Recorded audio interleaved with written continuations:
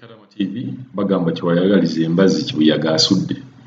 Kadama wuuna agamba talootangako kutambulira mu VIP, tabeerangako na kulowooza mu VIP.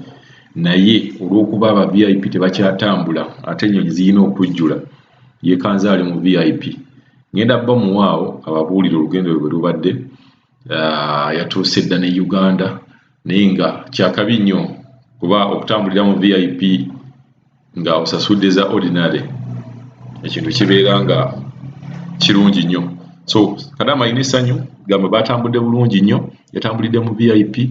Ngenda kuwaawo ne ka voice note katono ke yakozeeko yasobodde okukolako, naye ali musanyufu nnyo okubeera nga takirowoozangu okutambulira mu VIP, naye yatambulidde mu VIP. Kasooke tuwulire byagenda tugamba kuba okutuuka kuba bamaze dda okutuuka nga ali mu kubeera nga bapreparinga kugenda mu quarantine. Lino eddoboozi lya Kadama. Tuli wano ku kisaawe Uganda, tugenda mu karantini, ngenda kutuusaako embeera yonna nga bweri. Naye tebatuyisizza bubi, munyonyi tulidde ebyokulya naye kati tugenda mu karantini. Tulinze bbaasi wano tugende mu karantini. So kyo Kadama yatambulidde mu VIP. Kati ngenda kukuwa vidiyo ye akulage olugendo lwabadde lutya oba baatambudde batya. Mwami Kadama TV gye baliko ssebo ebali tusabira flight yaffe esimbudde. Tuli wano Jidda ku kisaawe tutudde mu nnyonyi esimbula kati bannange baabo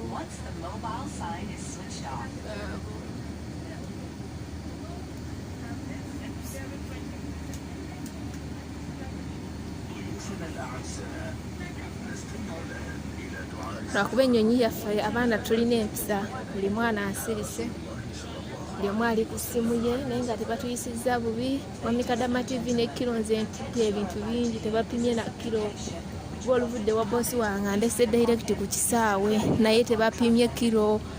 Ndabye abantu nga waliwo abaana oli n'agamba nze mbadde n'ensawo 3 naye nga nnene, naye olutuuka bateekayo butesite batawaana na kupima. Ekitegeeza bw'osookera ku ofiisi oba embase be batupimye ebintu, naye wano tewali buzibu era batukwata batukutte bulungi nnyo. Olutuuse mu nnyonyi ne batuwa sanitayiza buli kimu. Katuli bulungi tutudde era n'ennyonyi tejjudde, ebifo bikyalimu naye ng'ennyonyi ebadde nnene era Bakadama tuli bangi nnyo. Tuli bangi. Mwami Kadama TV weebale nnyo, essanyu ly'amaanyi. Tukwebaza kubanga singa siggwe bannaye era nze nkubiriza omulanga buli Kadama ali eyo ng'owulira oyagala ogenda e Uganda weekumire Kadama TV. Kati tuli mu nnyonyi ze tudde wano ku VIP wano eno wasookera naye nga abaana tuli bangi, ennyonyi nnene n'okujjula tejjudde. Olowooza mulaba be bakola mu nnyonyi. Mr. Kadama TV era tukwebaza. Nsanze abaana ku airport naye nga bona bagamba singa si Kadama TV singa kino tetukituuseeko. Weebale nnyo ssebo, weebalire ddala.